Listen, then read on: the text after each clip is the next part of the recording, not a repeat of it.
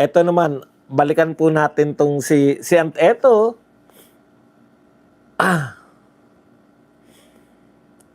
Tignan nyo po, ito, mga sabi ng biktima ng baha. Ito po, hindi ko alam kung saan tong lugar na to eh.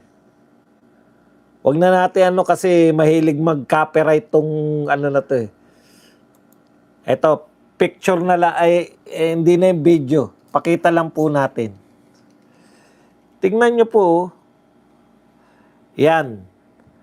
2 years pa lang daw nagagawa yan. Tingnan nyo nga po kung may bakal yan. Wasak. Kaya sabi nung magsasaka rito, dahil nawasak yan, napunta ron sa mga sakahan niya yung mga winasak. Ganyan po, nag-aaksaya po tayo. Video yan eh. Kaya lang nagka-copyright tong na to eh. Ang tanging nasabi niya na lang, sana mabalikan sila ng kalikasan. Wala na sila may papanalangin. Biktima po talaga. Ang laki-laki po ng ginastos natin dyan. At mapapansin nyo po, iisa lang po yung nagtayo. It's either ghost project, wala talagang tinayo, kumubra lang, or nagtayo man. Ganito po, karamihan. Nang naitayo sa panahon ngayon. Nagtataka sila, panahon ni Digong nagsimula yan eh. Alam niyo po, iba nung panahon ni Tatay Digong, una yung pondo. Ang layo ng pondo ngayon. 'Di ba? Ang laki-laki ng pondo ngayon sa flood control. Ikalawa, sa tingin nyo ba palalagpasin niya ng ABS-CBN, TV5 at GMA7? Kung nangyari ang mga substandard na yan, panahon ni Tatay Digong, hindi nila palalagpasin yan. Aaraw-arawin nila yan. Wala kasing takot na ngayon eh. Pirma lang ng pirma na completed. Pirma lang ng pirma na okay. Walang bakal oh. Kahit po hindi ako engineer, isang tingin mo lang, mawawasak talaga yan. Tapos ang nipis. Ang nipis lang po. Okay. Ano pa? Ito po ang sinabi ni Erice. Pagdugtungin na po natin yung sinabi ni Erice. Ang katwiran ni Erice, bakit daw, nagtatanong daw siya, nagtataka si Erice, bakit kukunti pa lang yung mga lawmaker? Karamihan pa ng lawmaker na nakakulong, panay senador. Bakit wala pong co-maker? Co-maker. Lawmaker na napapakulong. Ito po ang katwiran ni Erice. Kasi pag nakasuhan niya mga yan, lalo kung may makukulong, siguro pwedeng kasuhan lang tapos it will take time hanggang makalimutan. Pero kung ikukulong mo yung mga yan, baka kumanta yun. Yun. Because they cannot do it without your leadership.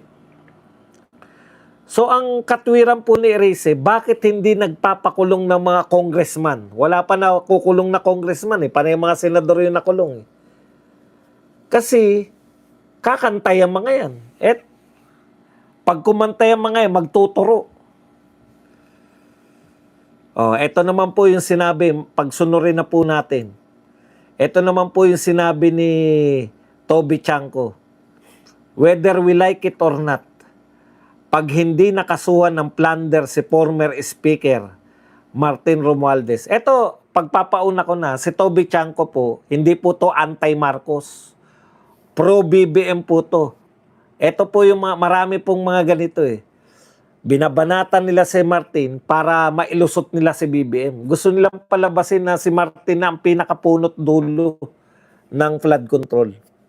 Kasama po si Toby Chanko dyan sa mga ganyang mag-isip. Kaya wag rin, bagamat tinatanggap natin yung sinasabi nila dahil totoo naman to, pero may mga tinatago sila. Yun nga, yung sinabi ng, di ba, 3 yan eh. Hindi pinapangalanan. Wag din natin pangalanan, bit namin pangangalanan. Hanggang kay Martin Romualdez lang sila at saka kay Saldico. Ito po sabi ni Toby Chanko, whether we like it or not, pag hindi nakasuhan ng plunder si former Speaker Martin Romualdez, anong maiisip ng tao? O, tama, di ba? Ano iisipin natin? O, walang napaparusahan. Eto, vice ganda, ganito. Hindi yung isisisi nyo sa tao. Baka nga may hawak siyang alas. Si Martin itong tinutukoy. Baka may hawak siyang alas.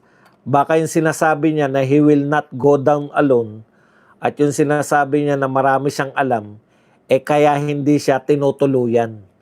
If we want people to trust government, again, kailangan talagang mahuli yung pinakamalaking isda. So ang gusto ni Tiangco na mahuli, makasuhan, mahuli si Martin. Pero yun na nga yun eh. Kinakatwiran niya rin, pag hindi nakasuhan ng plunder at hindi nakulong si Martin, ang iisipin talaga ng tao, kasi nga maraming alam si Martin. Magtuturo siya, di ba? Magwawala si Martin. Warning yung kay Martin eh. Sige, ilaglag nyo ko. Marami kong alam.